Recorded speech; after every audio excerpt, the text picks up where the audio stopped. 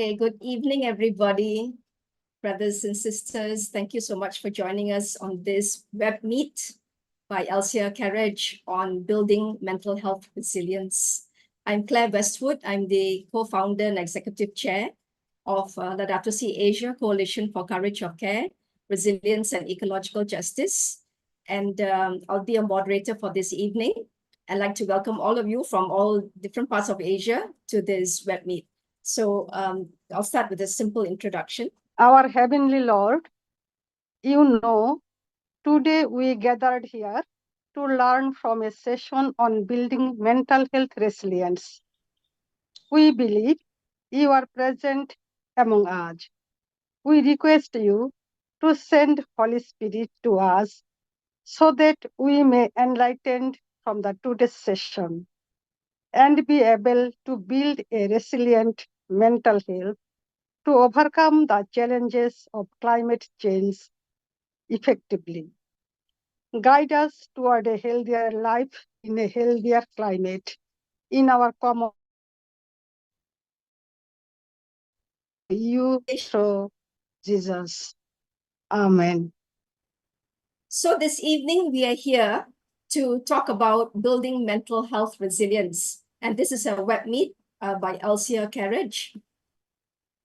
And just to give some background on why we are doing this, is because resilience is a key component of Elsia Carriage's mission and vision. And we work on building community resilience. And that is really defined by the ability to withstand shocks, whether those shocks are external shocks or internal shocks. It could be a drought, could be a flood, typhoon, or it could be individually at the individual level, a loss of a loved one, or some other challenge. The capacity to recover quickly or to bounce back after a shock to the original state or better, and the capacity to grow, regenerate, to thrive, to flourish in spite of shocks. So our work has been about preparing people to face a climate challenge future with competence, confidence, courage, and hope in a way that respects their dignity, identity, and right to determine their own pathways. So this could look like, yes, community resilience at work in the rural setting, or it could be the urban setting, could be a cleanup, it could be planting, it could be celebrating our cultural heritage, and many other factors.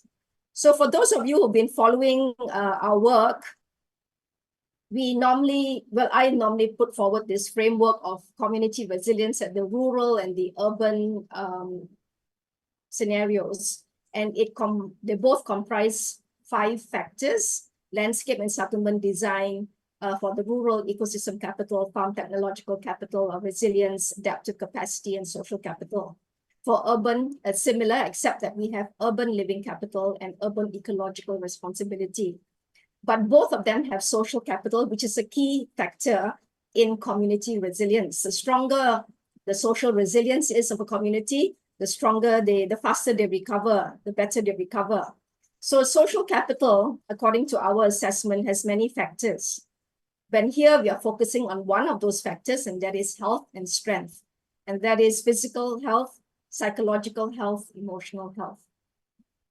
And we'll go into detail into that today. So according to Elsia Carriage, holistic health comprises, again, 6 factors. It could be, these are environmental, spiritual, social, emotional, physical, and mental aspects. So this evening, we have 3 speakers.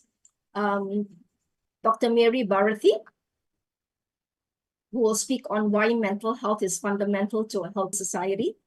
Ms. Margarita Malay Pillay, attitudes and skills to build individual and community mental health resilience. And Dr. Gerard Lewis, who will speak on mental health resilience for children and youth. And I will just introduce Dr. Mary now because she's our first speaker. And then Ms. Rita will be the second and Dr. Jerry will be the third. So Dr. Mary Bharathi is Associate Professor and Psychiatrist at the Department of Psychiatry at the Royal College of Surgeons, Ireland, and University of College Dublin, Malaysia Campus, Penang. She is involved in the teaching and assessment program in psychiatry at RCSI and UCD Malaysia Campus. Mary holds a Bachelor of Medicine degree and a Bachelor of Surgery degree from Kasturba Medical College, Manipal, India, and a master's degree in psychological medicine from the University of Malaya, Kuala Lumpur. She conducts talks and workshops related to mental health in collaboration with mental health NGOs in Penang, and is a member of the Malaysian Psychiatric Association and committee member of DOME Mental Health Association. Mary's topic today is why mental health is fundamental to a healthy society. Mental health is an integral and essential component of health. In this talk, how mental health is the cornerstone of a healthy society, contributing to individual well-being, social cohesion, economic prosperity, and overall quality of life for all members of society will be discussed. Over to you, Mary. Thank you, Claire. Just give me a moment and I'll share my screen. For those of you on YouTube, you may put your questions in the chat box. And for those of you on Zoom, you also may put your questions in the chat box. Thank you. So thank you, Claire, for the introduction. And hello to everybody. And as Claire mentioned just now, the title of my talk will be Why Mental Health is Fundamental to a Healthy Society. So first, let us look at what is mental health. Mental health is a state of well-being in which an individual realizes his or her own abilities, can cope with the normal stresses of life, can work productively, and is able to make a contribution to his or her community. So this is the definition given by World Health Organization. So it's important to understand that mental health is not merely the absence of mental illness, all right? But it's about overall well-being. And it's also important to understand that mental health exists on a vast spectrum, which is experienced differently from one person to another person. So there are people who feel happy, satisfied with life, and they're able to cope effectively with life challenges. And then in the middle, there are people experiencing occasional stress or mild symptoms of mental health issues, but generally they can still function.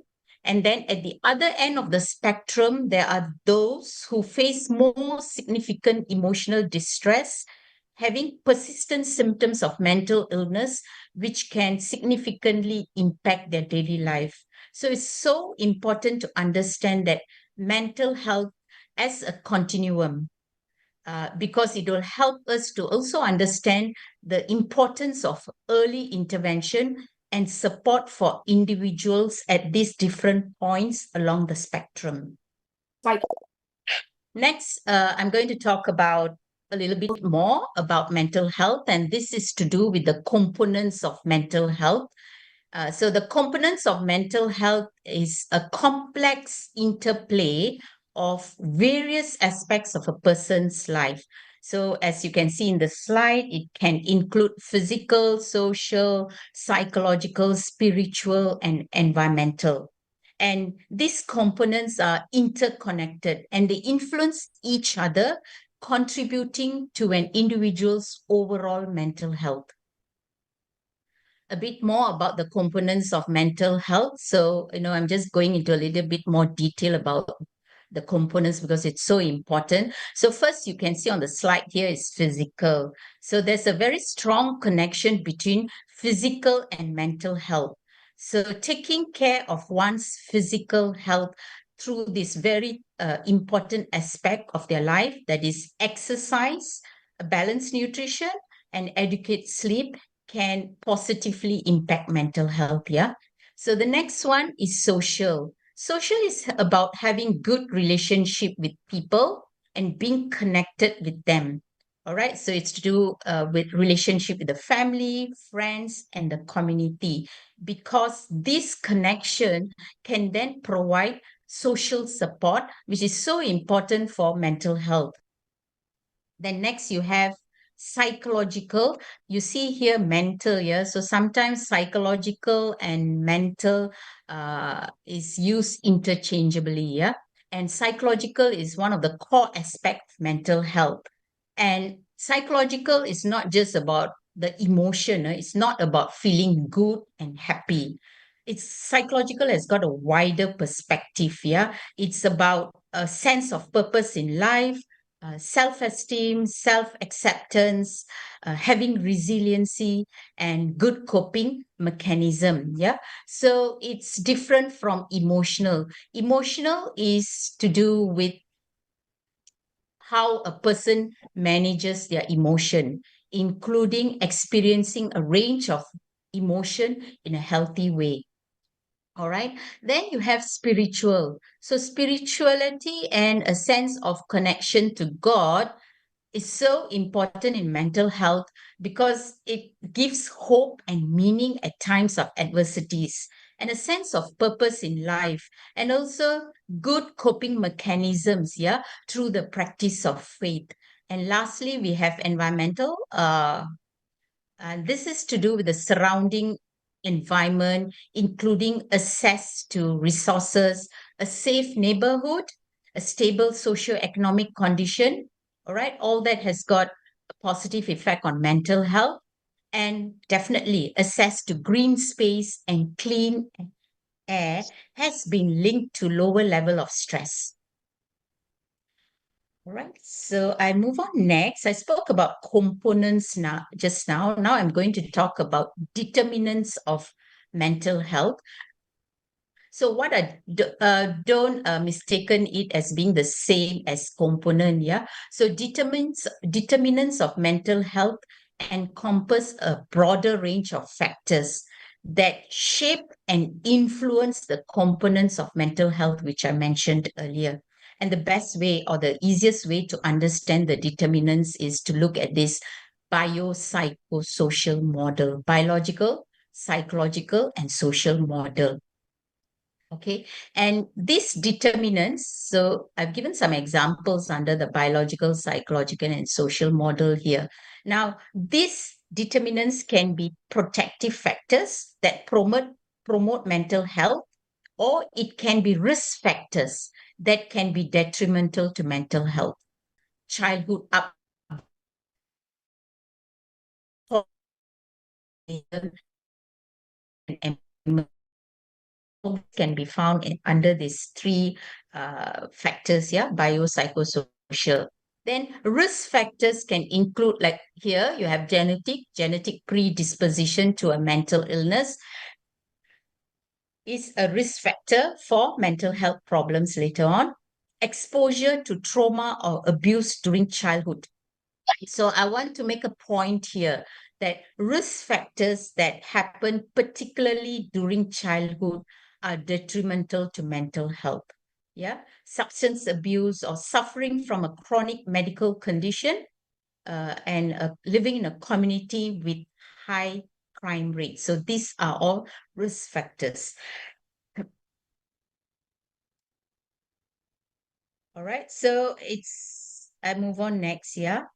So looking at these protective and the risk factors, it can be found in society at different scales. Yeah, at a bigger scale, there are these global factors. All right, the concerns surrounding the alarming risk factors that's affecting a whole population.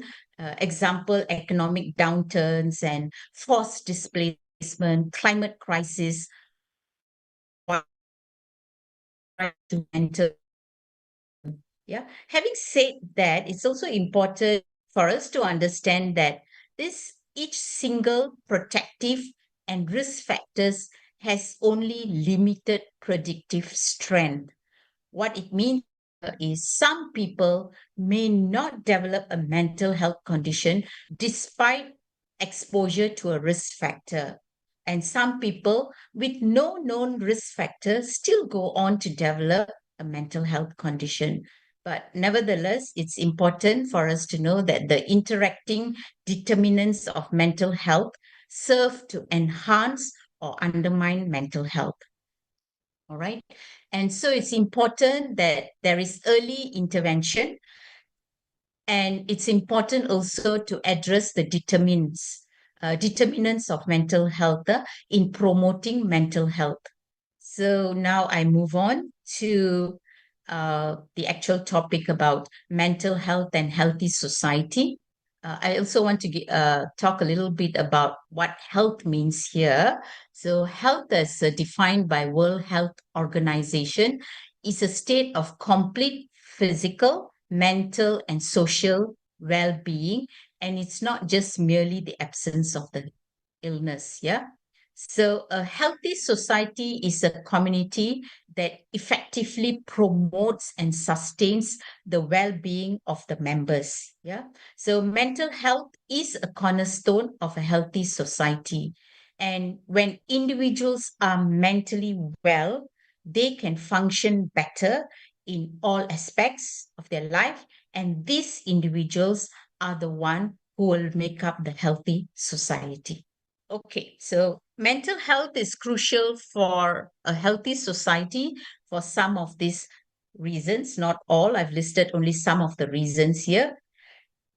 Number one, it's to do with productivity and contribution to the society. So mental health significantly impacts productivity in the society because it influences the individual's ability to work.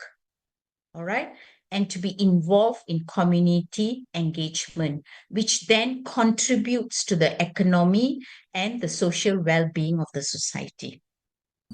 Then next is about social cohesion for a functioning society. So good mental health encourages engagement and bonding with each other. And it creates a society which is resilient with good support networks. So mental health problems can strain relationship between each other, and this can lead to social isolation, which can then have a ripple effect in the society. The next one is economic impact. So mental health issues can have significant economic consequences, yeah, because due to mental health problems, the individual can be maybe absent from work, and then there's reduced productivity, and all these, yeah, can cause economic impact on the society. Next is about education and learning. So we all know that mental health is closely linked to learning and educational attainment. So children and young people with good mental health are better able to study and achieve their potential at school. And then this can actually set them up for success later on in their life in terms of finding a job and contributing to the overall well-being of the society. The next is about resilience in times of crisis. So a mentally healthy population is more resilient in the face of adversity, such as climate disaster or economic downturn. Yeah. So individuals who make up the society with good mental health are better able to cope with stress and adapt to changing environmental circumstances, which is essential for a healthy society. And the next is about physical health. Physical and mental health are closely interconnected. I mentioned that earlier also under the components of mental health. So they're both closely interconnected. Yeah. So if the person has got good mental health, then with practice of a healthy lifestyle and better stress management, then it can reduce risk of stress related medical condition like hypertension or gastritis or cardiovascular disease.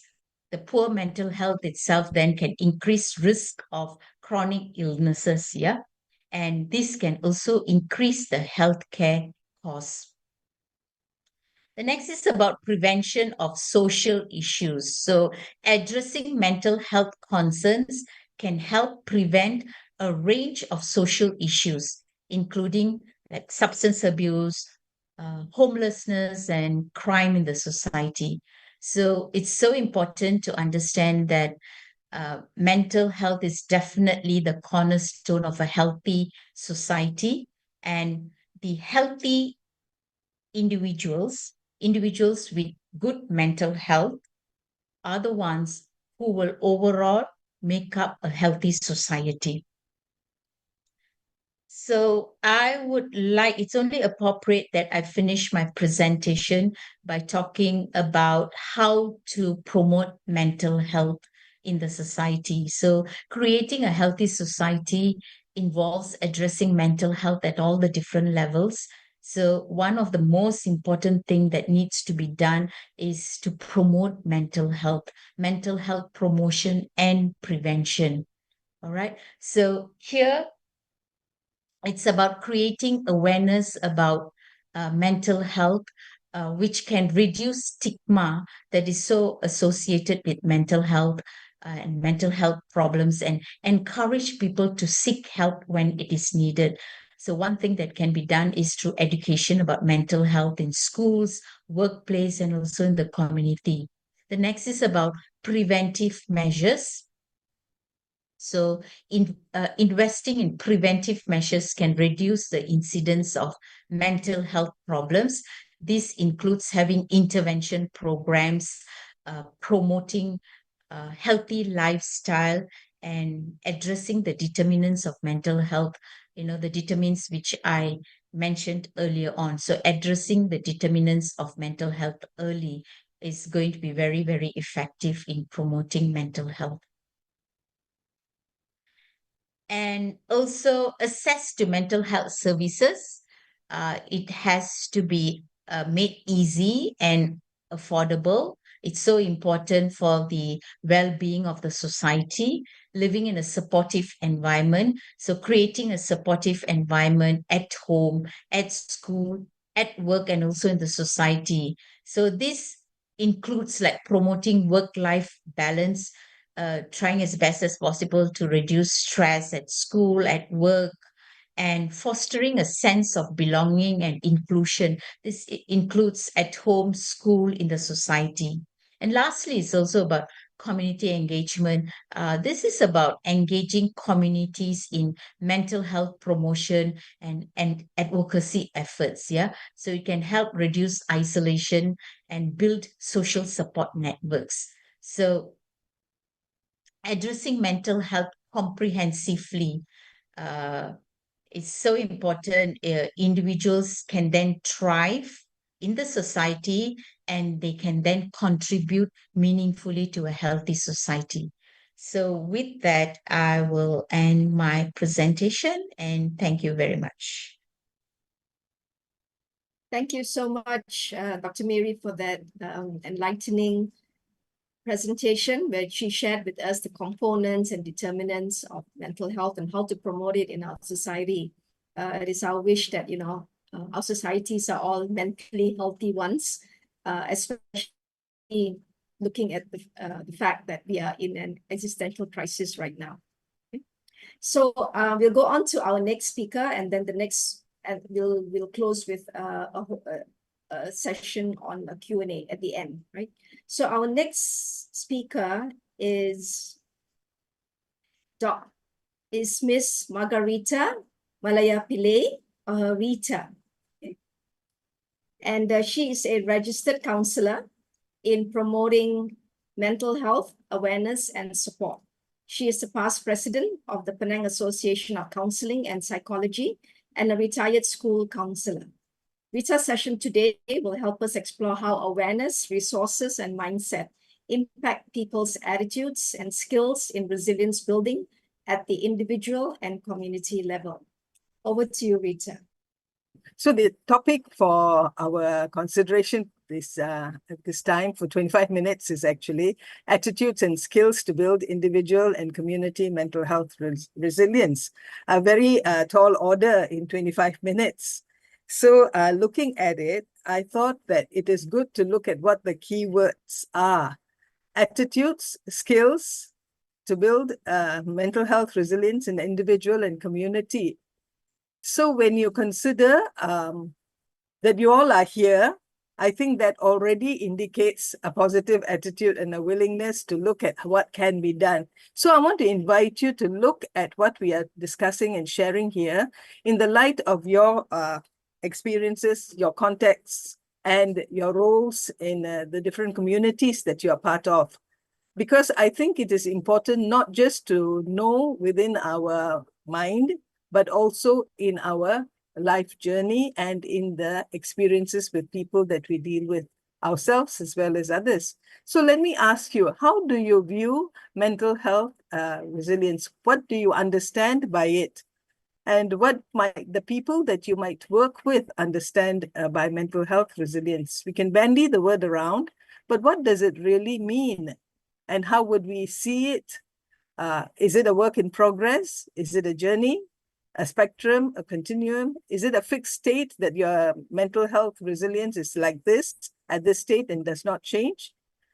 A part of you, is it reflected in how you cope? Does it change with different experiences? Sometimes using metaphors to look at what it might mean.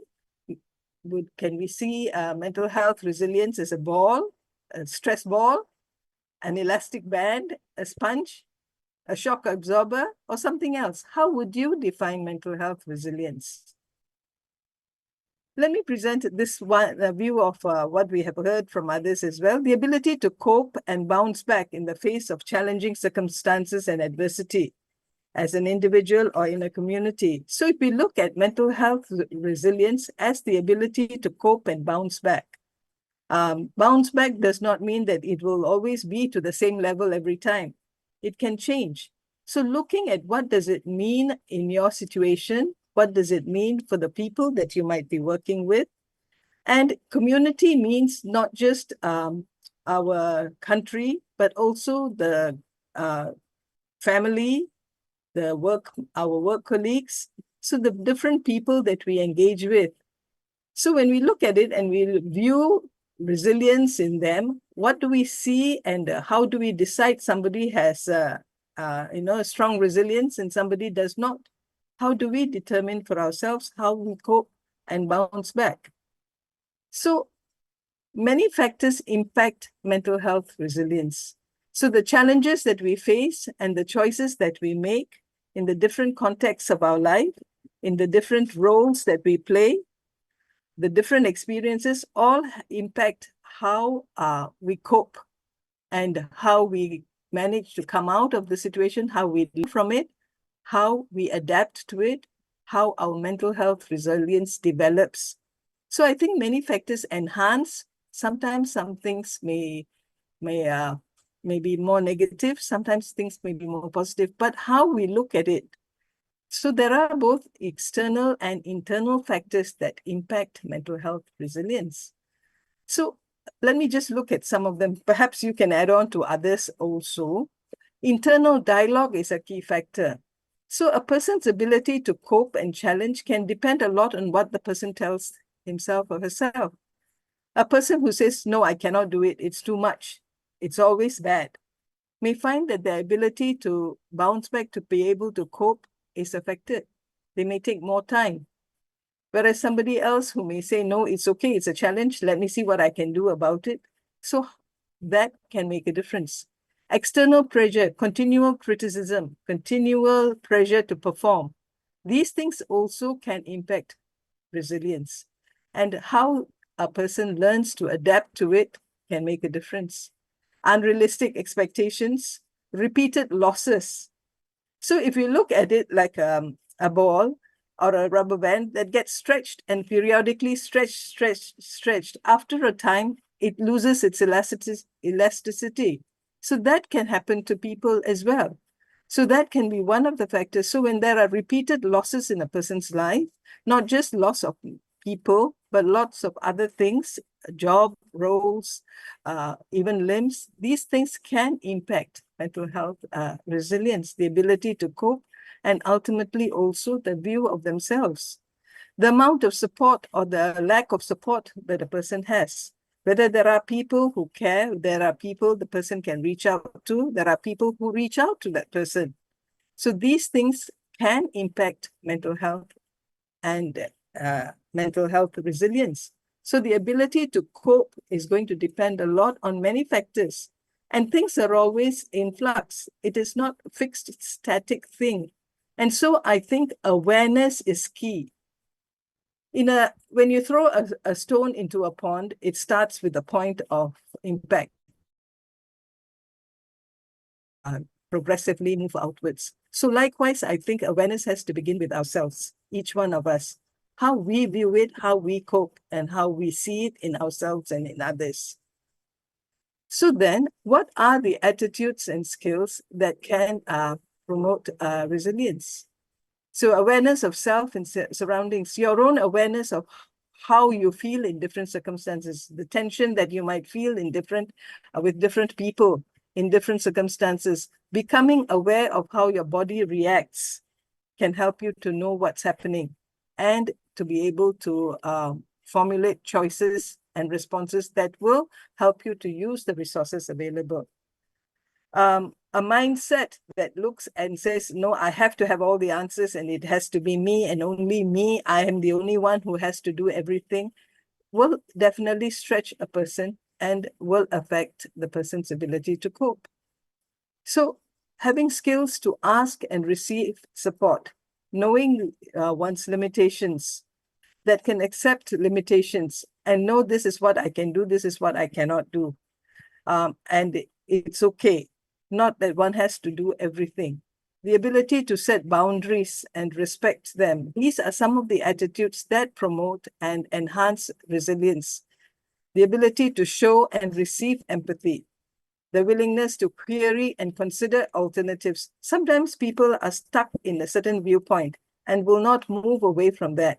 So that makes them very rigid in their outlook. And when they cannot be flexible, that makes it more stressful for them. So that impacts their ability to cope and to bounce back from certain situations, because imagine prolonged rigidity can make a person feel and become fossilized so that they are unable to see other views. So the capacity to understand and to be flexible, the readiness to initiate appropriate improvements, ability to accept self and to be accountable for personal choices. These are some of the attitudes that are important to promote resilience. So actually, we can always do a scaling for ourselves on these different issues. We can ask ourselves, okay, how aware am I of myself and my surroundings? How flexible am I in my ability to change? If you give yourself 0 to 10, that gives you an opportunity to be able to see where you are more rigid and where you are more flexible, and what impacts how you cope, how you look at things, what contributes towards flexibility, and in a way helps you to be able to move with the challenges, adapt to them, and respond to them. So, personal choices. Like I said, it always has to start with where we are and our circle of influence. So in looking at the attitudes and the skills, what kind of attitudes and skills can I bring to myself, to others in my circle? How can I make a difference? What is it that I can do differently in terms of being able to support someone else? What can I do to ask for help when I need that? These are some of the skills that are important and useful in being able to cope with the challenges of life. Because in all circumstances and situations that vary, we will be confronted with how we want to respond. And if our repertoire of responses is limited, then our flexibility and our ability to bounce back can also be limited. So decide to acquire helpful skills. So are you a good listener? Are you able to respond, reflect? Are you able to communicate your needs? Are you able to accept your limitations? If not, then acquire helpful skills. Be informed about what would be good and what would not be good, what was helpful, what is not helpful. So whether it's with the environment, whether it's with yourself, your health, someone else's health, what would be helpful. So in this instance, knowing and learning what mental health and the importance of mental health and being able to share it with the people in our circle can also make a difference, can also be useful. Sorry, the ability to connect, the ability to be able to respond and set up. Wait, yes. Connect and synergize. So working in a silo is not a helpful thing. So working in a silo sometimes gives our parameters of comparison just to be limited within ourselves. So to be able to network with others, to synergize, to promote work that others do that can help people to become better aware, that would be helpful and useful. Choose realistic goals. Sometimes the goals we set ourselves and we say, okay, I want to build mental health resilience. For whom? Where? With the circle of people that you are dealing with?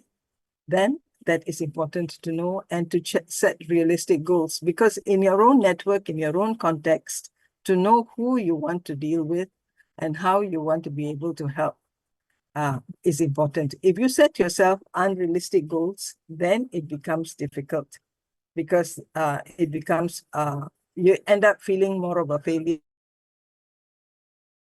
Your own positive regard for yourself and your ability to cope, it in a way can become deflating. Okay, so what are the personal skills that can help? The personal skills that can help: active listening, what is said, what is unsaid, distinguishing between facts and feelings, looking at perspectives and reactions, to be able to reflect, clarify, ask, query, to recognize and validate feelings, to be able to validate without feeling that you are in a way compromising your own values. The skills: learning how to accept limitations, knowing your boundaries, and again, being able to connect. Skills that help you to connect and refer to people onwards. So in the community level, to build and to improve mental health awareness, I think it's important to identify your area of interest. What area is it? The environment? Is it working with people? Is it working with specific groups? Identify the area that you would like to work. Engage with people in the field. There may be already others working in the field. Reach out, connect with them so that you are able to do what is work together with them to achieve. And share skills.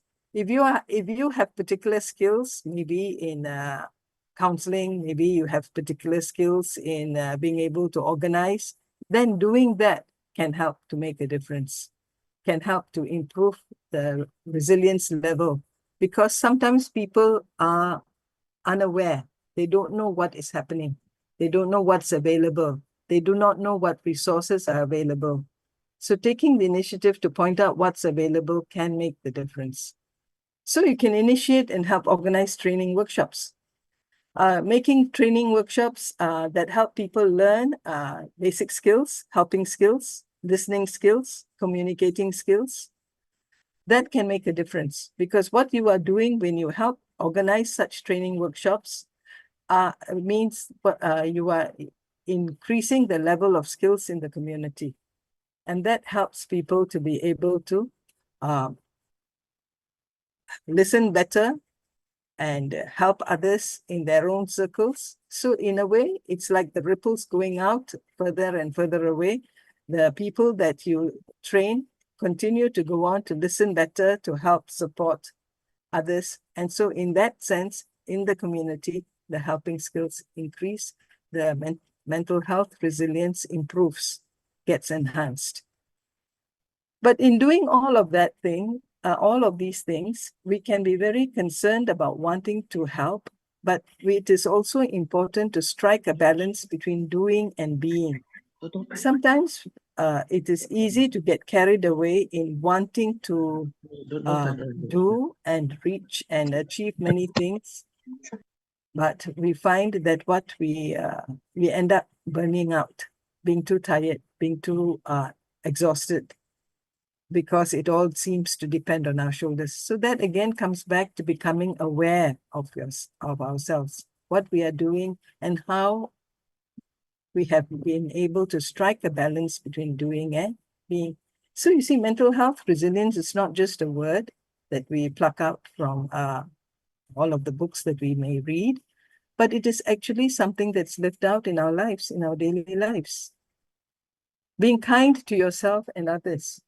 Sometimes people end up sacrificing a lot for others, doing a lot for others and ignoring their own needs.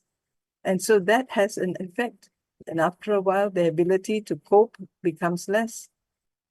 So taking care of yourself, de-stressing, having good routines to de-stress, whether it's exercise, it's meditation, or it's other ways, these are some of the skills that are helpful to incorporate to improve one's mental health resilience. And if you are working with people and you find that they don't take care of themselves, being able to encourage them to take better care of themselves helps to improve the level of resilience that they might experience. And be aware of your internal dialogue.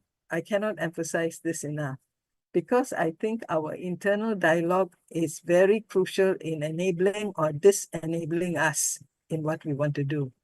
Sometimes the internal critic can be very strong and can end up incapacitating a person. So becoming aware of how affirming you are of yourself, how realistic you are to recognize your limitations can make a difference. So that's part of self-care. Being able to laugh, being able to connect, being in touch with nature, these things also contribute towards building mental health resilience within yourself as an individual, and also in the community that you're part of, and through that, with others whom the people that you deal with may come into contact. It just gets passed on. Remember, we can only do what we can, and that what we do can make a difference. So I think it is important to recognize that mental health resilience is a work in progress. There are times we may feel good, there are times we may feel better, and there are times that we may feel down. It doesn't mean that we have to be happy all the time. So I think it's important to practice love, compassion, kindness to self and to others in our dealings with them.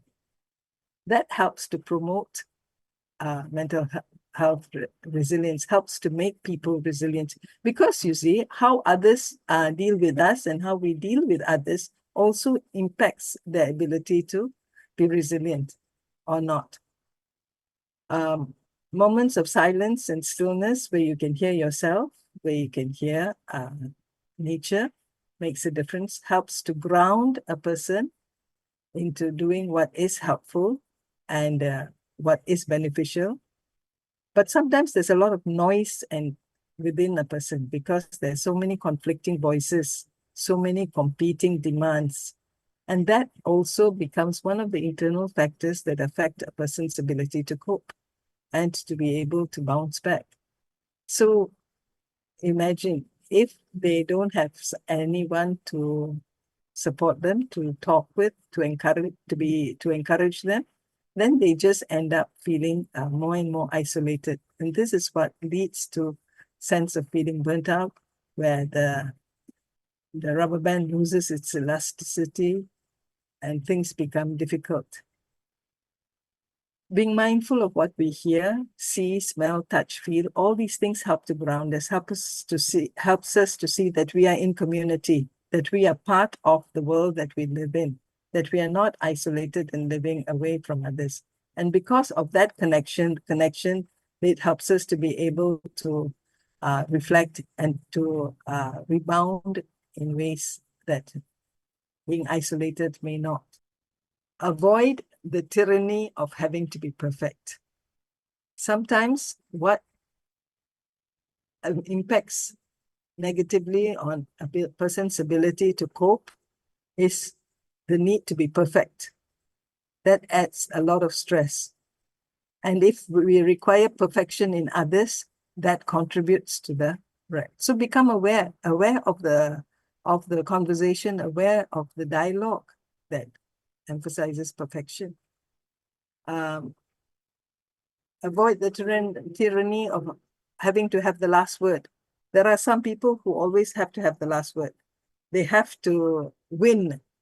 If they don't win, there will be some way or other they will have to have the last word. So recognizing that can also free a person from wanting to be the one with the last word. So again, awareness of what helps you feel better, helps a person feel better. Avoid the tyranny, putting oneself down, feeling, again, you see, these are things that self-dialogue does.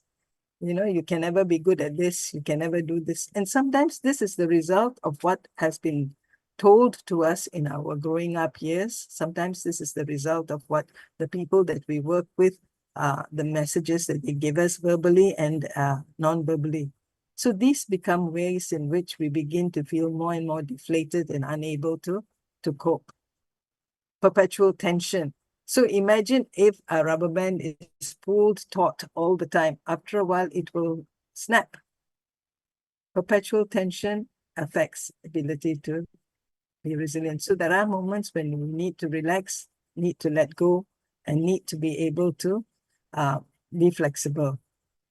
So incessant criticism,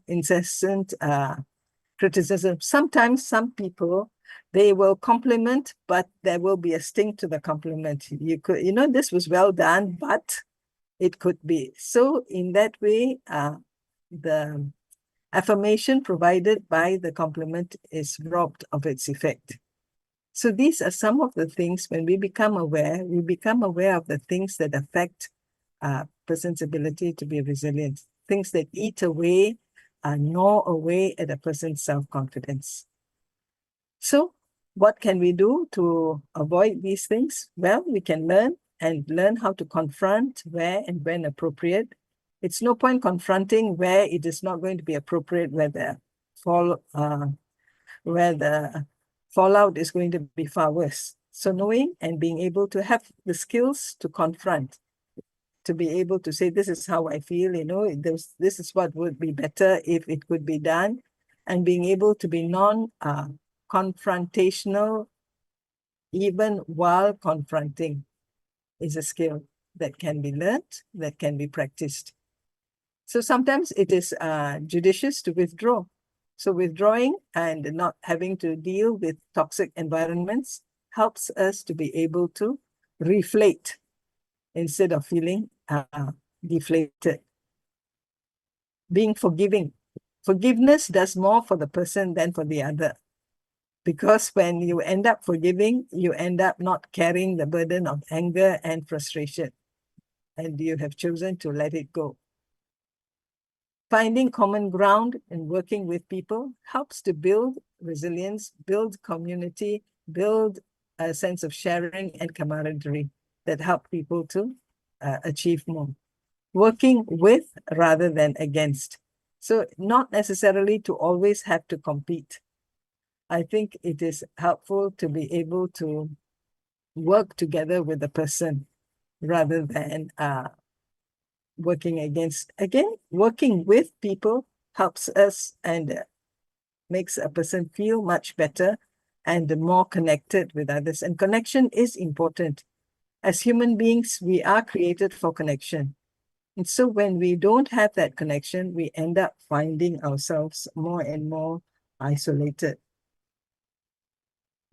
The Serenity Prayer, I think, is a very useful and helpful prayer to remember and to bring to mind when we face difficult situations.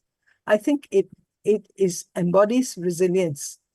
God grant me the serenity to accept the things I cannot change, the courage to change the things I can, and the wisdom to know the difference. It comes down to accepting what can be changed, what cannot be changed. And I think that brings, I just want to give you a couple of examples of how you can, what you can do. I have been involved with mental health awareness talks and programs But I think one of the effective things and one of the helpful things has been to organize very basic helping skills courses that help people in the community learn how to listen courses that the people who participate benefit a lot. They benefit in their own lives, and they also benefit in terms of the people that they come into contact with. So it is an idea I would encourage.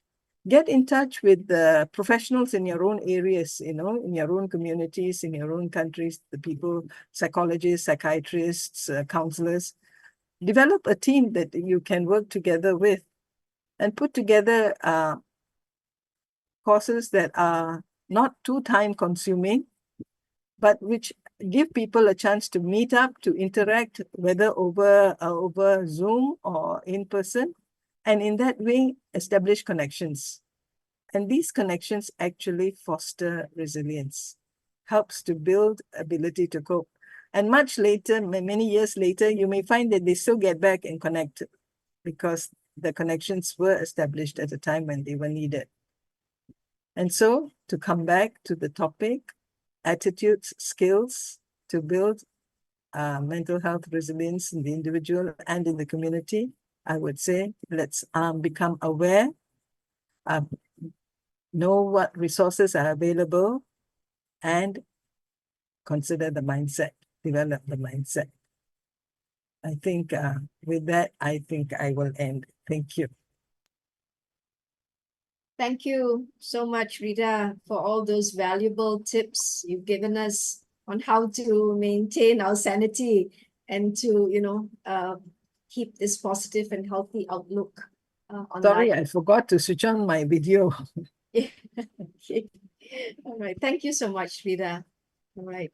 And at the end, if you have a simple exercise that you could share with us for people to do, that you could do on a daily basis, you said for stillness or something, or an affirmation or what, please feel free to share after Jerry. So our next speaker is Dr. Gerard Lewis, and I will introduce him now. So Dr. Gerard Lewis has been involved in the field of education, counseling, and training for almost 40 years. He is a counseling psychologist by training and was a former member of the advisory panel on counseling to the Minister of Women, Family, and Community Development. Gerard has spent many years as a counselor, educator, and has extensive experience in the training, supervision, and development of both professional counselors and counselors in training. He is currently the CEO of Help Education Services. He continues to also. Jerry will speak to us today on mental health resilience for children and youth.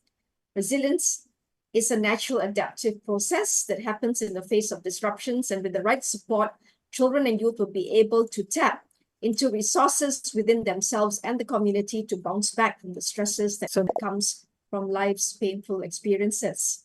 This session will explore strategies that parents and teachers and even employers can use to help their children and students and young employees to act with intentionality to develop into resilient adults.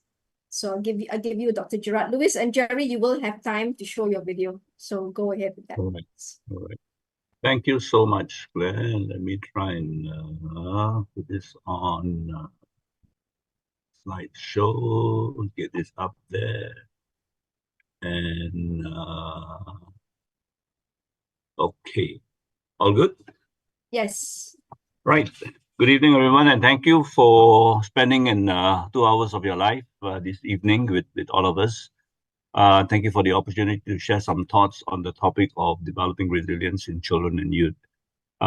Before I go, just to put some context why it's important to talk about this particular population of people. Children and youth are often the most vulnerable segment of society in many of life's events compared to older adults. A lot of research talks about that older people somehow cope better with adversity in life compared to the young people. Why? Answer is quite simple: because they are still developing. They are still trying to make a judgment of the world they are in. That they are still trying to develop good coping skills. They're still trying to understand the world around them, especially if they are very, very young. Can't make sense of why the primary caregiver is not around anymore. Yeah, why the house is not there, why they can't go to school. So when their lives are disrupted because of various kinds of life events, whether it's a natural disaster, whether it's a refugee crisis situation because of war, because of whether the family has to uproot themselves from a certain village or town, they can't understand. So and what happens as a result of that? Yeah. Let me share with you two different contexts so that when we talk about building resilience, we understand why they are so vulnerable. So just this is a 2022 end of 2022 UNHCR report: 108 million uh, people forcibly displaced. Half, about 40% of them are children. 1.9 million of children are born as refugees. So just try and imagine that 40% or so of refugees, displaced people are children.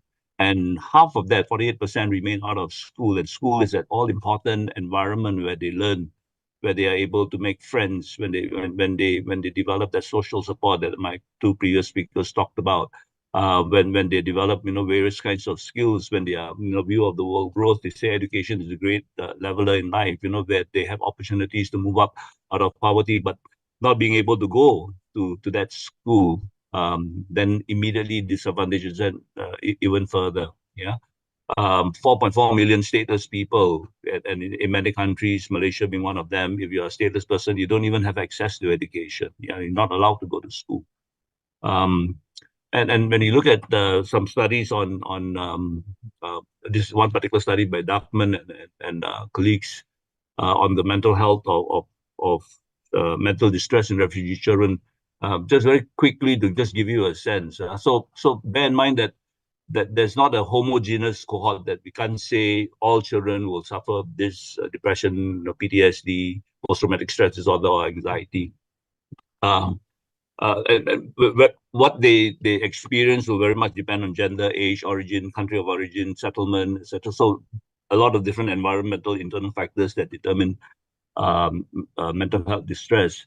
But just take a look at refugees in relation to the rest of the world. So when this particular group of authors studied PTSD, for example, post-traumatic stress, children who are exposed to trauma, there's about 16% of general population in the world, compared to refugee children worldwide, 23%.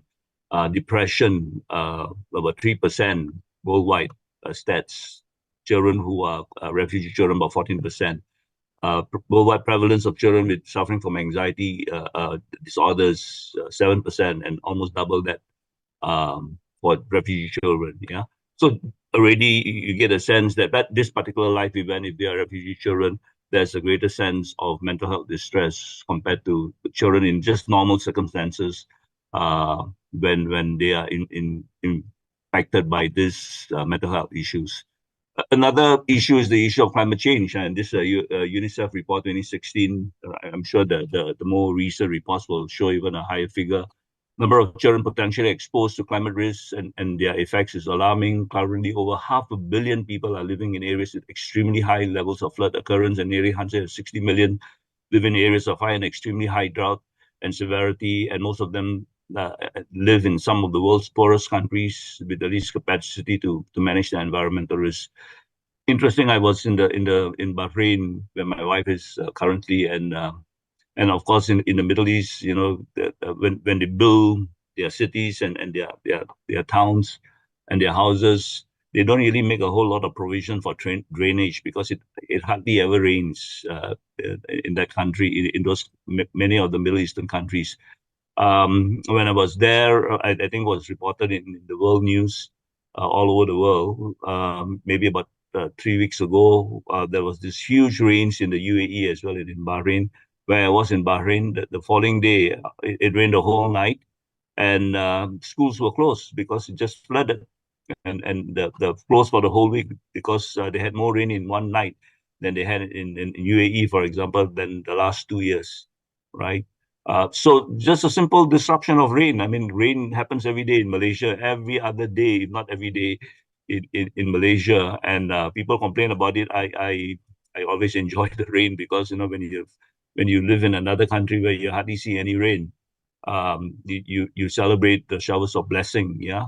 but this is going to be a common occurrence. Just looking at some stats, in terms of the frequency of the trend in terms of natural disasters, you already begin to see the exponential uptrend in the disasters from 1990 to 2019. Yeah, and I want to focus specifically on out of the many natural disasters. I want to draw your attention back to the 2004 tsunami. One particular study assessing mental health status among 2,000 over respondents between the ages of 15 years and older, from between 5 to 17 months after the 2004 Asian tsunami, reported that scores of people in this young people in this population suffered from what they call PTSD, post-traumatic stress reactivity. Symptoms are difficulty sleeping,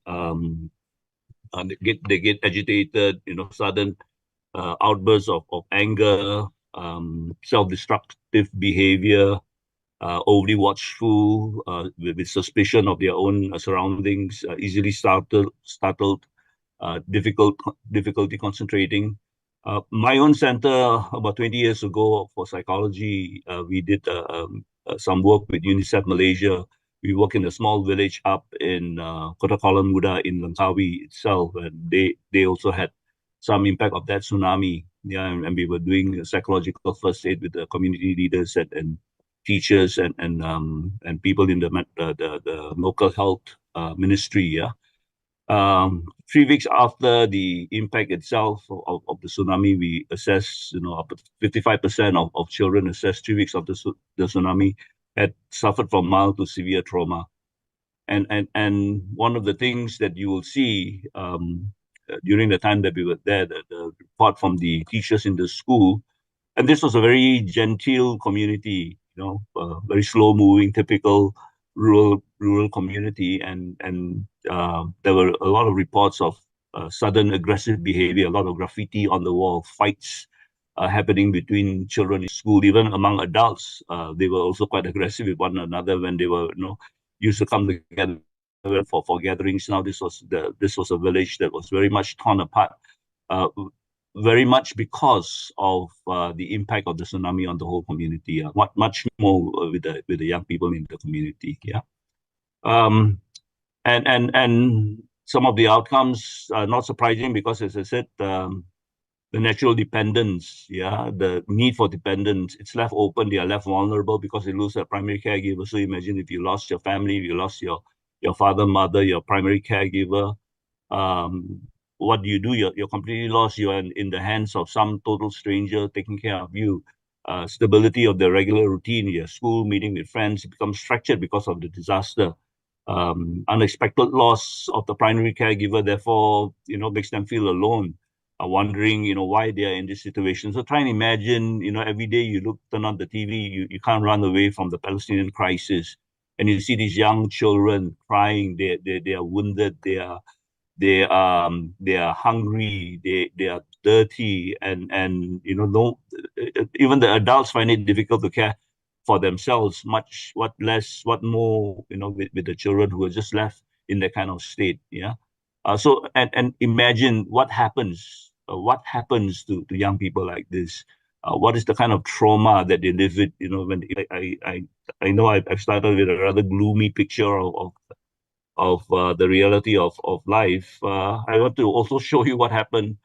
Some pictures in the aftermath of the tsunami, 10 years, 20 years from then to now. Yeah. So if you look at the pictures on my right here, when you look at the screen, you will see this was the epicenter. This is Aceh now, right? Look at the number of people who have lost their lives. The whole area, they have rebuilt. People have come back again. Some sense of normalcy. People have moved on with their lives. You never forget something like that. But people are able to rebuild. Another classic example: World War II bombing.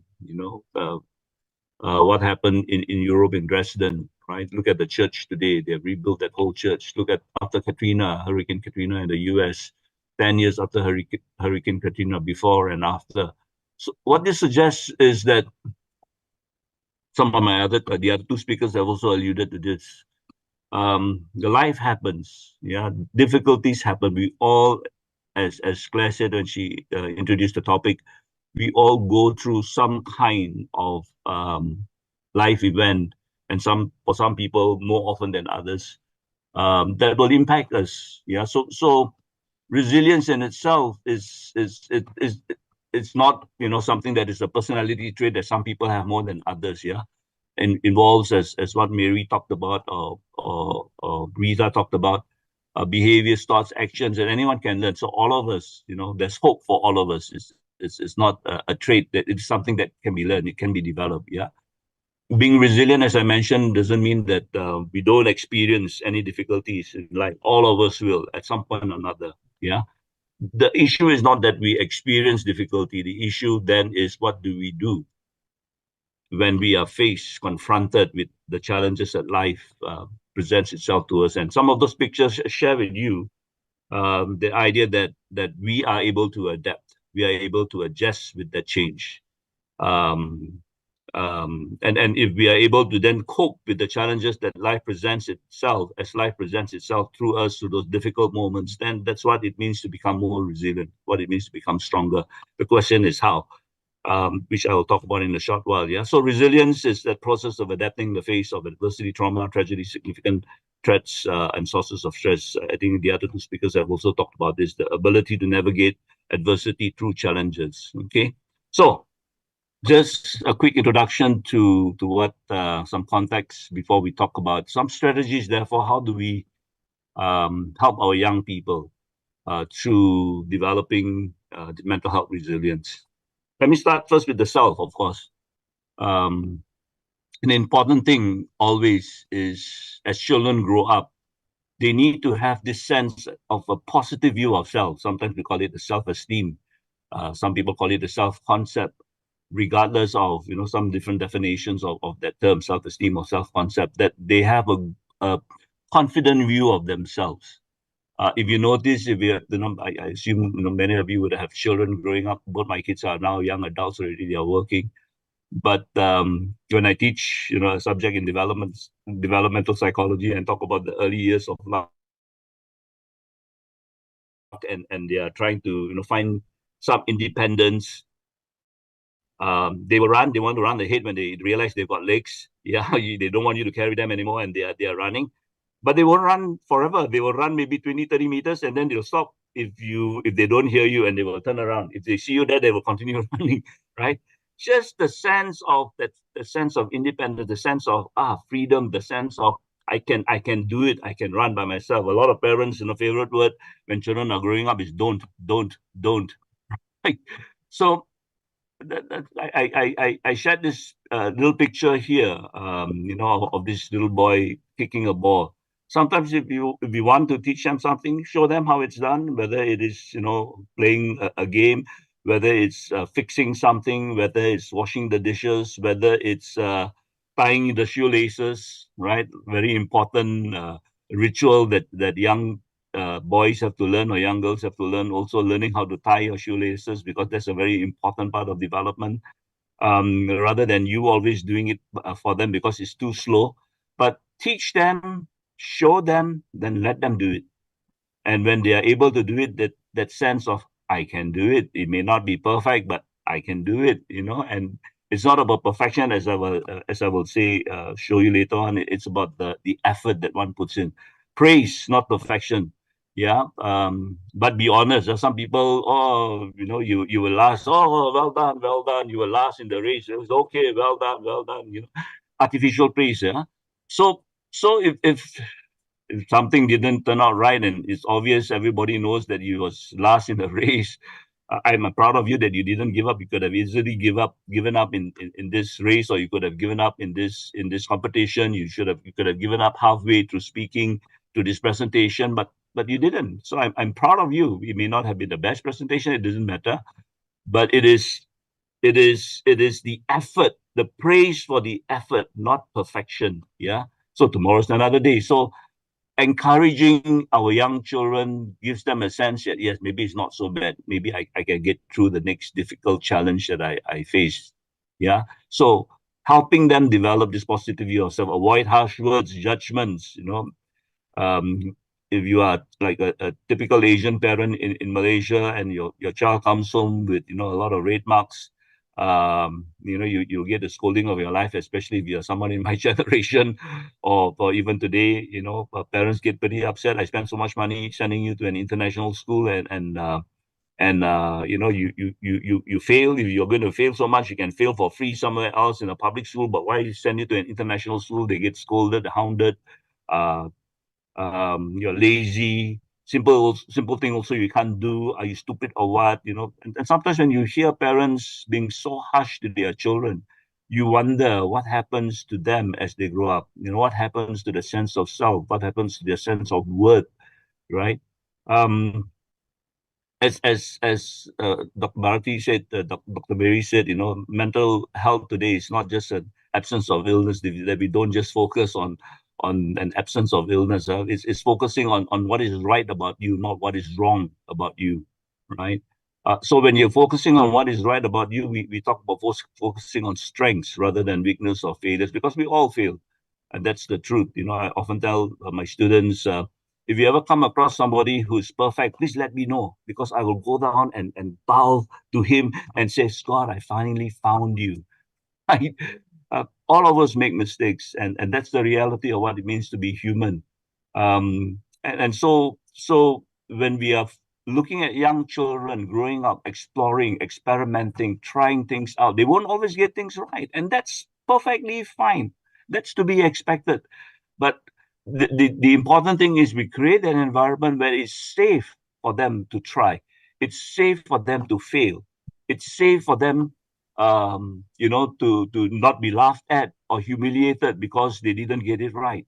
That's our role as adults. And it doesn't matter if the line is not so straight, the picture is funny, the head is somewhere else, the eyes are somewhere else. It's the effort. It's trying rather than perfection. Yeah. So focus on what they enjoy doing and are successful at.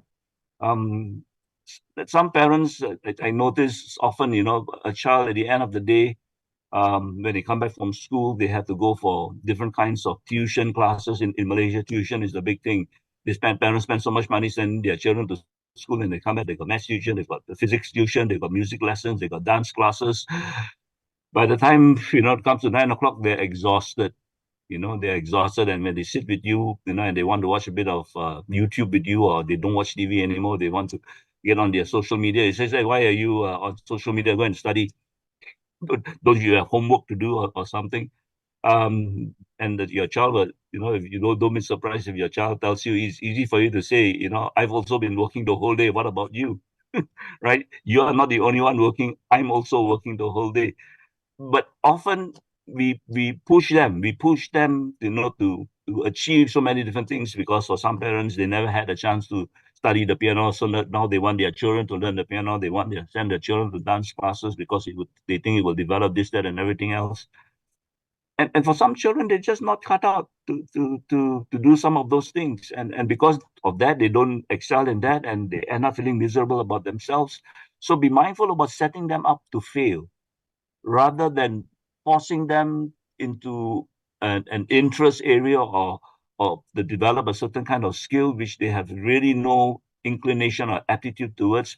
Look at what they are good at and focus on helping them develop, so that you don't set them up to fail and they think there's something wrong with them because all the other people can do it. Why can't I? Right?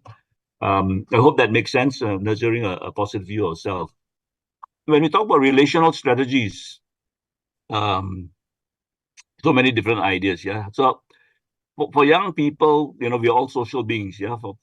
For young people, especially teenagers, young people, it's about creating those sort of structures, where they have opportunities to interact. So even if you're a very young child, you bring them out to the park, you bring them out to the common village playground. The whole point of bringing them out, to those common areas where other children also are, is for them really to connect with the neighborhood kids, connect with their peers in church, connect with their friends, outside of school.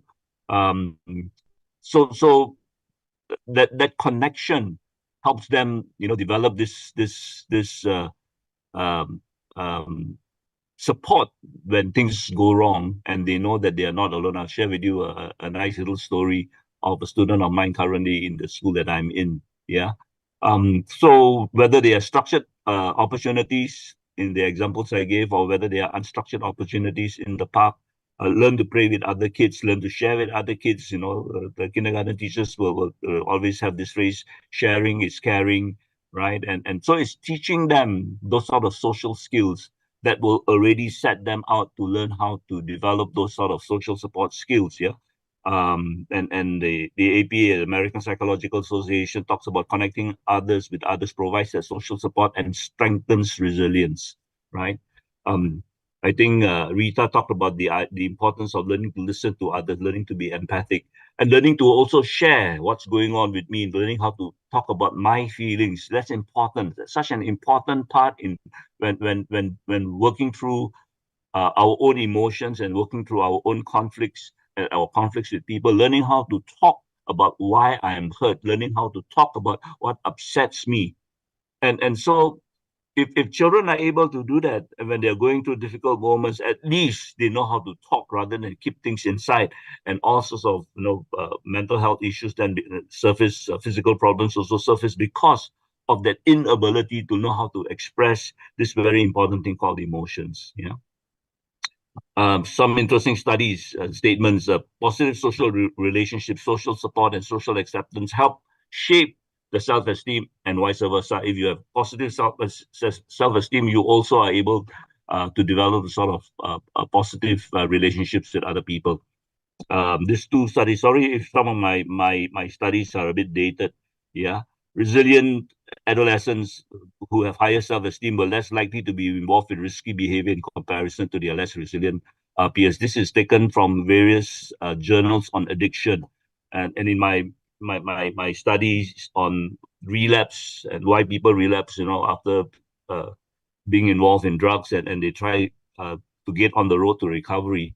What we find is many of the people who relapse because they don't know, they haven't learned the right kind of coping skills, yeah, when they were younger. So don't know how to deal with adversity, don't know how to deal with stress, don't know how to deal with disappointments. And the moment they come out of the rehab center, face the first challenge of not being employed, or people stigmatize them, then they are back in their addictive behaviors again. Yeah. So resilient adolescents, if they have a higher sense of self, they have better coping skills, and less likely, therefore, to engage in risky behavior. And some other strategies, this inclusive environment, because young people, when they reach that stage, they become very self-conscious. And so how do we, they start breaking out, that the face starts breaking out into, having pimples all over. They feel they are weird, they are strange. Um, um, and all the more at this point in time in their lives, when the famous psychologist talks about to be celebrated, right? It is not to be, everybody has to be the same. That's what happens in a typical school. Everybody must have the same uniform, must have the same hairstyle, must have the same everything. But if you are different, if you got someone with a special need, if you got someone who is, different body image, someone who's a bit bigger, someone who's a bit smaller, how do we develop an inclusive environment in our homes, in our schools, where we can celebrate that diversity? Doesn't matter if you're different, you're still human, and there's something that you can do to contribute to the life of the family, of the community, of the school. That positive peer culture in the school, I talked about that a bit just now. Allow students to take ownership of projects. If you're a teacher in school, we have a student council, and they propose a lot of tremendous ideas. I remember one idea was I'm trying to remember the name of this particular committee. They call it they will walk around the school every break time to turn off the lights in the school, in the classrooms where the lights were still on. So various activities just to talk about what they can do to save energy, yeah, and contribute towards a more carbon neutral kind of an environment. Students taking responsibility for cleaning their classes. The Japanese the students, when you see what they do, is viral. When you look at some of the YouTube videos of how Japanese students clean their classes after school, right? They clean their toilets. Can you imagine Malaysian or of students from any other country other than the Japanese being able to do that. But that's the kind of thing that helps shape community, build community, and in the process build their own sense of belonging to a certain cultural group and a cultural practice, and ultimately their own resilience. Parental support for their child's educational experience. So if they want to try different kinds of things, because whether they want to engage in various activities that are positive, that are useful, helpful to their development, then how do we find ways to support that? Yeah, and giving them this sense of empowerment. I will show you a quick tape. I've got maybe just 2 minutes. I think that will be just enough. I think this is an excellent tape. I was reading CNN the other day, and this was a mother. She had written a book, and she raised two CEOs and a doctor. Right? I think I let the tape speak for itself. Let me just see if I can share that video with you. Yeah. Do you have time for that?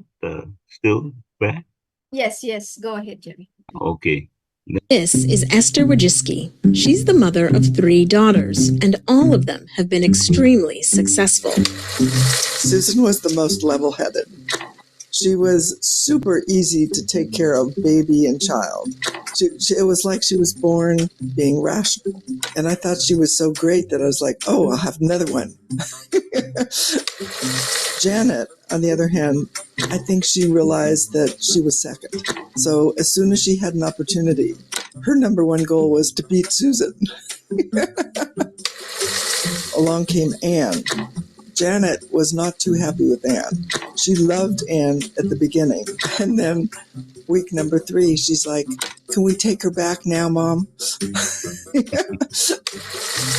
My goal as a mother was to empower my daughters and give them a sense that they could manage any situation they were in. My daughter Susan is the former CEO of YouTube. My daughter Janet is a professor of pediatrics at University of California, San Francisco. And my daughter Anne is the founder of 23andMe. I saw them all as leaders, independent thinkers. None of them were like student body president, but they were leaders in their own way about what they were hoping to do. They weren't afraid to take a stand, which is what I was hoping for. I wanted them to be thinkers. And what does this proud mom think is the secret to raising such successful kids? Since there was no real parenting style that I could look at back then, I would just say it was more collaborative. I always wanted to know what they thought, and I wanted to take their opinion into account. So even if we went to the grocery store and we were shopping, I would have them help me select what we were buying in the store. And then I would have them help me select what we were going to fix for dinner that night. And then I let them help figure out how we were going to make it. So they were responsible for a lot of choice and responsible for a lot of doing. They all have little failures, but it's okay. As a matter of fact, if you don't fail, you don't learn. The more you do for your kids, the less empowered they are. I think that's an excellent thing for those of us who are beginning parents. Yeah, the more you do, the less empowered, the less resilient. Yeah, and let me then end with just this final little slide as a summary. So I talked about, Dr. Mary also talked about this term protective factors. So I talked about the ability to connect the other sense of belonging, empowerment, positive self-worth, etc. I am proud of my resilience, of my resourcefulness, my optimism, and I believe I will continue finding purpose in everything I do. Stop share. Okay. Okay. Okay.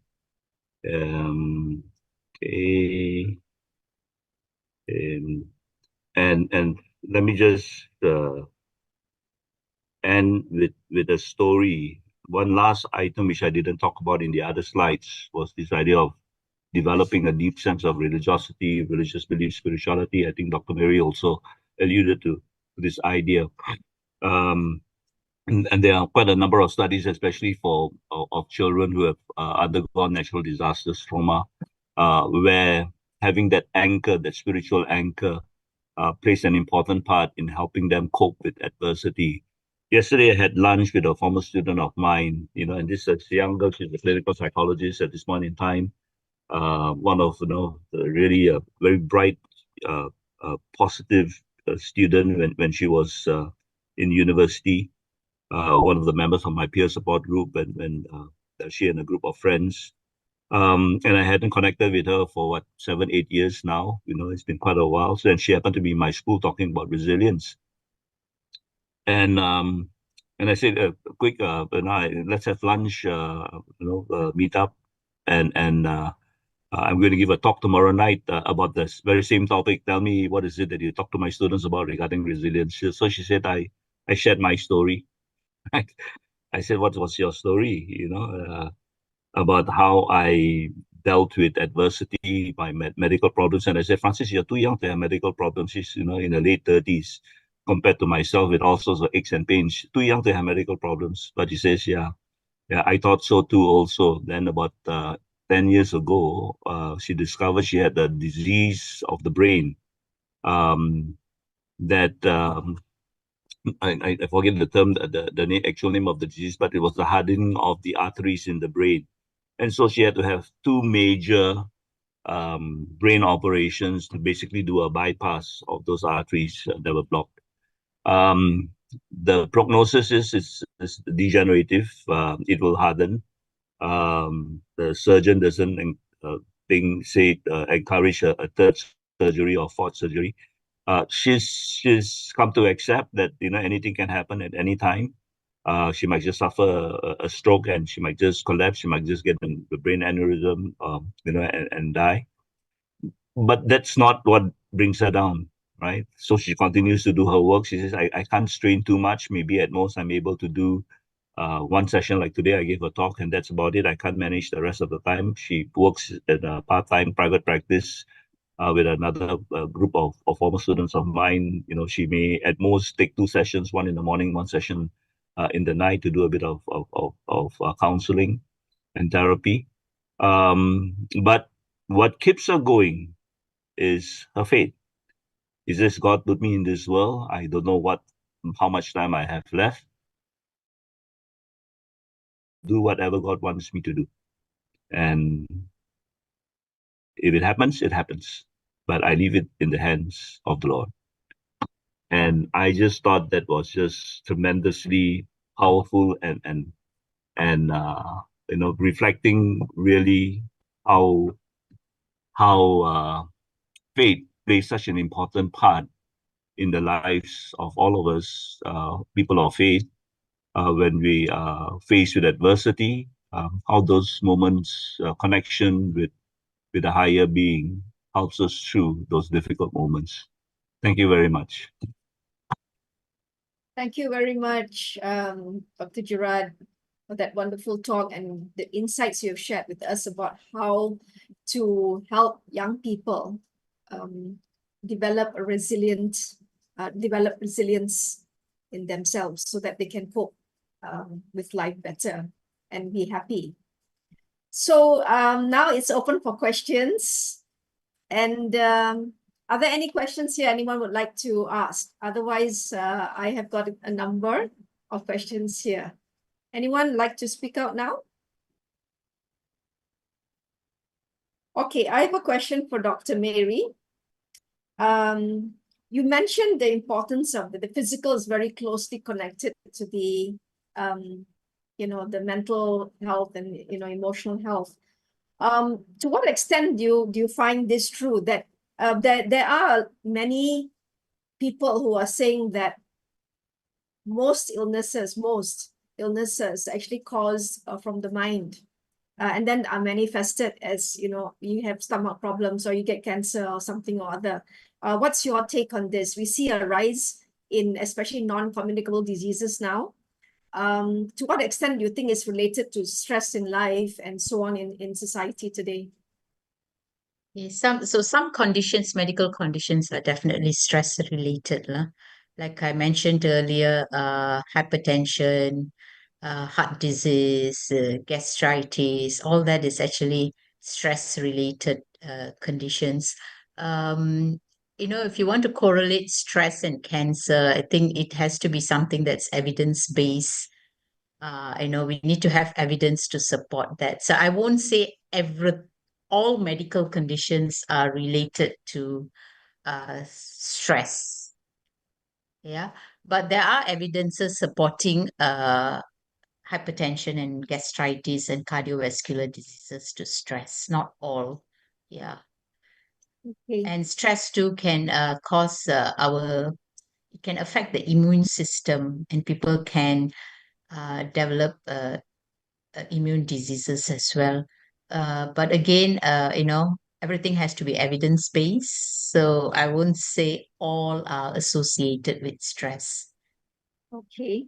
And going back to, you're talking about basically a society, a mentally healthy society. Where do you see signs of dysfunction now that are increasing? Are there any trends increasing in terms of dysfunction to show that as a society, we're maybe not coping that well and we're not that resilient? What signs do we look out for? For a society that's not resilient, is it? Yes. Not mentally resilient or mentally I healthy. think you can start with an individual because, my talk earlier on, when I spoke about healthy society, it starts from an individual because that individual is the one who's going to make up this society. So we can look at individual as an individual, and that will then make up the society. So definitely we can see it happening in we can start off at school itself. There are more problems at school now, because it's these individual children who are making up the school. So there are more issues at school now compared to previously. And, I think if you look at a society overall, um, there are more stresses. I think everyone knows that there are definitely more problems and more stresses. And it is because it's coming from individuals, the individuals who make up the society. Okay. Thank you so much, Dr. Mary. If I could add to that. Yes, Jerry. I think when we talk about the fourth industrial revolution, the VUCA world, the volatile, uncertain, complex, and ambiguous world, the rate of change, the pace of change, and you see this. I think I'm not sure whether Mary or Rita talked about this. The work-life balance, yeah. Everybody talks about, after COVID, inflation has just got up. My plate of char kway teow or my plate of noodles has gone up by, so much. My salary is still the same. People, difficult enough in the past, pre-COVID, it's even more now to, you have to work 2 jobs, 3 jobs sometimes just to get by. And I think all of those sort of demands from society, from the environment itself, from the workplace, that adds then to what happens to the individual. And when you have a political system that you see it's such a divisive kind of environment that we live in, there seems to be a lot of anger, whether it's American politics, Malaysian politics, Indian politics. You just see a lot of anger rather than celebrating, who we are, diversity, etc., bringing people together. It's a politics of hate. So you see a lot of anger that is spewed out constantly in social media, a lot of road rage sometimes, a lot of physical violence that happens. All of those are, I think, indicators of a society that's not well. Yeah, I don't know, Dr. Mary, whether that also adds a little bit. And I think also the emphasis on media and devices, the focus on devices and connection with devices, which is the virtual friendships, which are not so real, again affects connections with people in the real world. So it affects self-cope, plus also the need for instant information. And being bombarded with information all the time also has, but without boundaries, also affects people's ability to cope. And I think these are the challenges the frustrations of being able to limit it. For parents, the frustrations of being able to limit the children's time on social media or on devices. And for the children, the frustration of not being able to connect with friends and all of that. So you find that the factors impinging on individuals have changed from previous years, even from our own generation in school. So the challenges that they face are different, and if they don't have the skills to understand it, to cope, and everything is just superficial, then it becomes not so lasting. The superficiality will give way, and there are no lasting anchors in their life. Okay, thank you so much, Mary, Jerry, and Rita. Any I questions? think there's a question in the chat box, by Yes, Alex. but Alex has left. Alex has Oh, okay. left. He asked 2 questions: how to get out of stress, and how do you find out? I think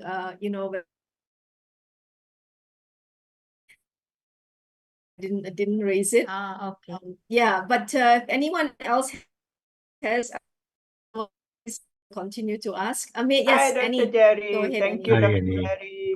Thank you, Rita. I would just, how can we pinpoint, is there a way that we can see what is the trigger to a situation? Because just now I think Rita mentioned a lot about, so can we pinpoint, okay, your stress is triggered by this, your mental health is affected by this factor. Can we diagnose in that way? How do you do this? Looking at the trigger, because there can be so many factors as mentioned, but how can we diagnose a situation? Like, I don't know whether it can, so I'm just wondering, this is, for me, it's just how do we recognize which trigger, what situation that we can, to see what we can cope with, or what strategy is good for coping. Yeah. Is there a way that we can diagnose that? I don't know, how would you diagnose somebody? Because for me, is stress is the one that cause mental health issue, or mental health issues that you cannot cope that cause the stress? So you're looking at whether it's chicken or egg. Yes, yes. Yes. How do, so it's always, when we are in a stressful situation, but it is stressful, but it may not be a mental health issue, So I think one of the things that perhaps if a person finds themselves in a very stressful situation and they find themselves maybe feeling short of breath, or heart beating, and they feeling the anger rising, the rage, whatever, I think it is very important to be able to practice breathing, deep breathing first, to pause. And I think that helps to sort out, and then later the introspection to say, okay, what am I so angry about? Drilling down may mean that I'm angry because I feel I was insulted. I felt I was not respected. I felt my rights have been taken away. That takes time. But initially, when people are in a rage, anger, it is an automatic reaction. And so I think if recognizing that as a tendency, being able to practice breathing, being able to put a pause between a thought and action, may help them to be able to identify. And having someone to talk things through, or even to journal, may help to identify what it is. It is not necessarily just one cause. I think it can be multifactorial. Thank you, Rita. Yeah. Any of the Jerry or Mary, you want to jump in about triggers? Any Yeah, also, I think, how do we know about most of the time we try to identify what is the trigger. It's very normal to feel stressful in life. We all do get stresses in our life, but it's more important is the coping mechanism and problem solving technique lah. I think it's important when there's a change of emotion in ourselves, it's important to identify what actually triggered it off. And that will help you cope with the stress better if you can identify it.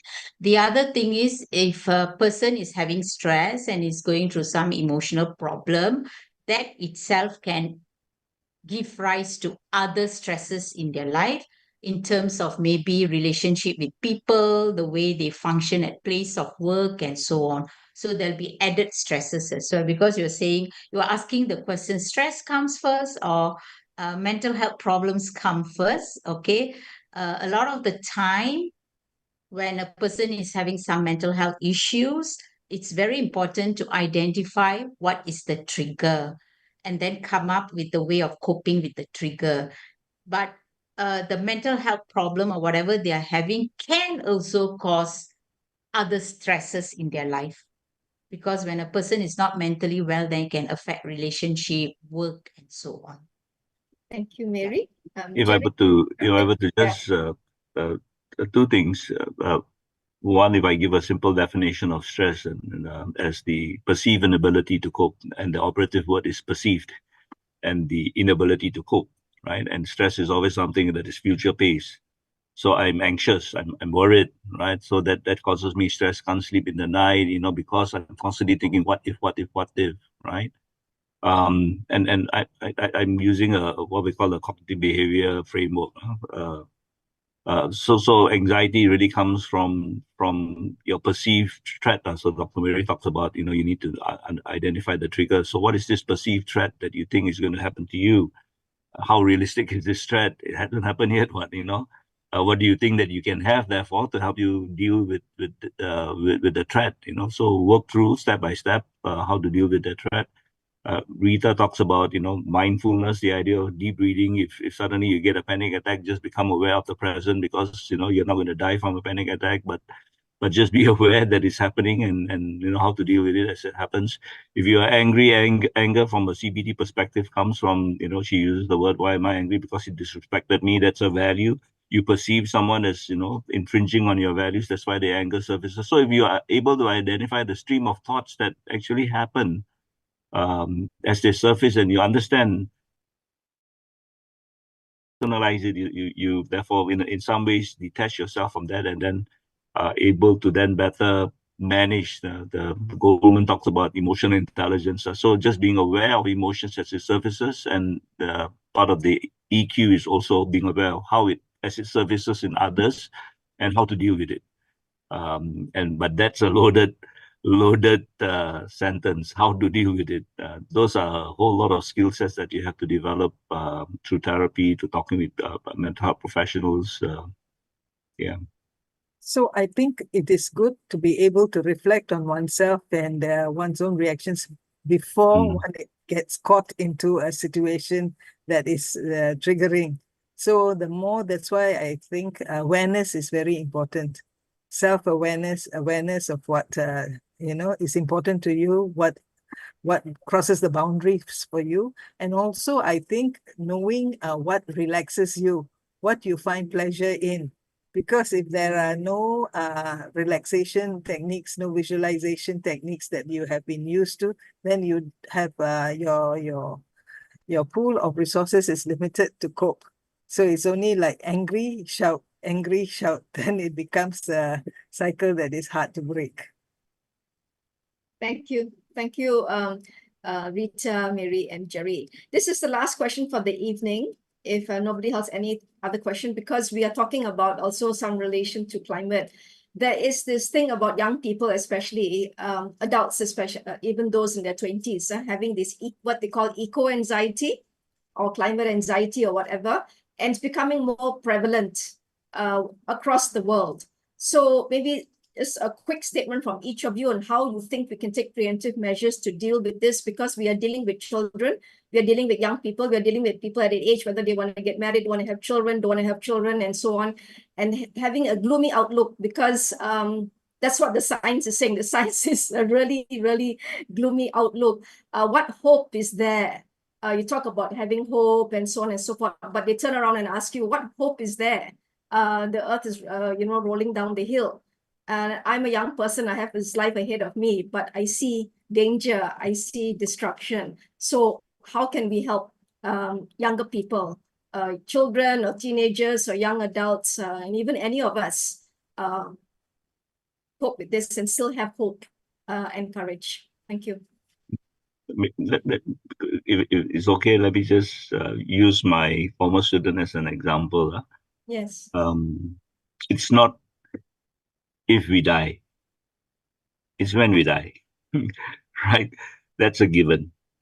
So I don't, because I'm going to die, I know I'm going to die someday. I don't know whether it's after this session or 10 years from now or 50 years from now. God, you know, whether doesn't matter really, because the world is already destroyed.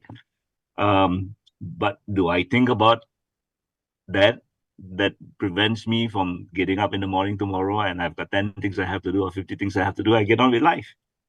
So I can think about the hopelessness of any situation because it's so far away, and as an excuse, and then it becomes, if I keep giving in to that kind of thought, then you develop what we call learned helplessness in psychology, this term. If you think that there's no more hope, then you don't want to try. If you don't want to try, then you stop living. And you know, and you're going to die anyway. So you can choose to live each day until that day when it happens, not if it happens, but when it happens, whether it's by climate, by an accident, by a heart attack, by a brain aneurysm. It's what you choose to do today. Then you don't allow yourself to be eco-anxious or anxious, full stop, about the future. Okay, thank you, Jerry. Mary, Rita, quick comment. I would say let each day's trouble be sufficient for the day, and develop an attitude of being able to be grateful for the things. So yes, things may be beyond your control, beyond our control. We have no control over the future, but we have control over ourselves, what we think and how we feel, and how we feel. So what are the things you can be thankful for? So shifting to being grateful and being thankful, and even if you look at a flower and enjoy the beauty of the flower, that itself will uplifts the spirit. In fact, what I do is my sister and I, we send flowers from our garden to several people, and they all find that uplifts their day. And these are flowers that just come up, you know. So I think finding small things that you can feel good about, be grateful, helps you to put things in perspective. That's what I would say. Thank you. Thank you, Rita. Mary? Maybe they start with themselves first by practicing some self-care on, you know, like maybe mindfulness, meditation, exercise. All right, start with that first. And then, like what Rita said, I think it's to focus on solutions and hope, you know, rather than dwelling on what has already happened.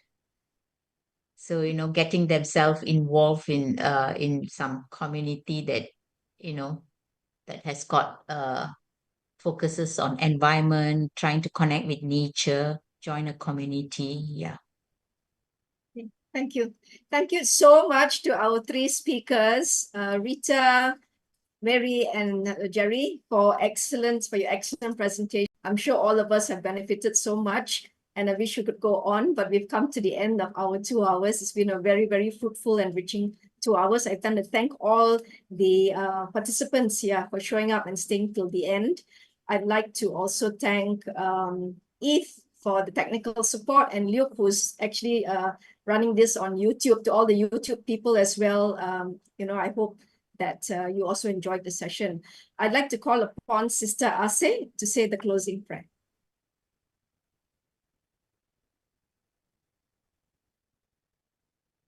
Sister Ase, are you here?